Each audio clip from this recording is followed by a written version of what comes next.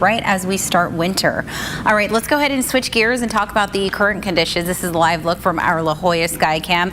We have the sun slowly starting to light up the sky. You can't see much of the sunlight though due to the clouds. They're just kind of hanging on tight with us, especially along the coastal areas.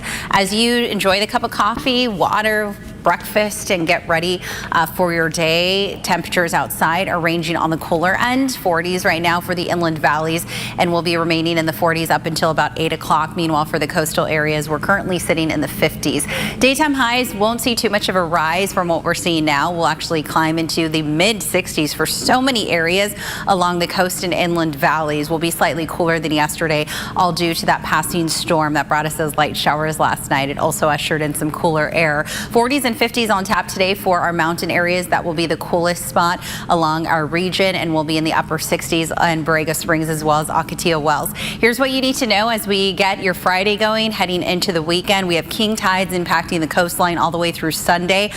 Tides will peak anywhere between 6 to 7 feet with the potential for minor coastal flooding.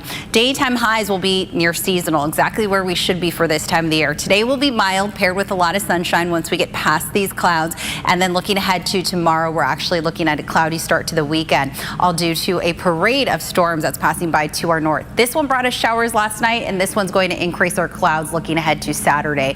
So I'm going to fast forward this, put this into play. By this afternoon, we're seeing mostly sunny skies, but notice how we have a push of clouds starting to thicken up tomorrow afternoon, lasting all the way through the evening hours. And then on Sunday, we'll have much clearer conditions.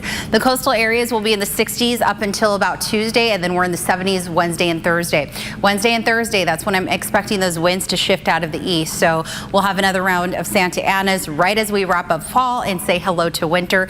It will certainly feel like the opposite of winter solstice. All right, mountain areas will be in the 50s up until next week, and then we're actually in the 60s on Wednesday and Thursday. So as I mentioned, prepare, do what you got to do for the Santa Ana conditions another round, whether that means making sure you have that defensible space and that to-go bag ready, because as we saw, there's not really any of our microclimate areas that are protected when it comes to the wildfire danger.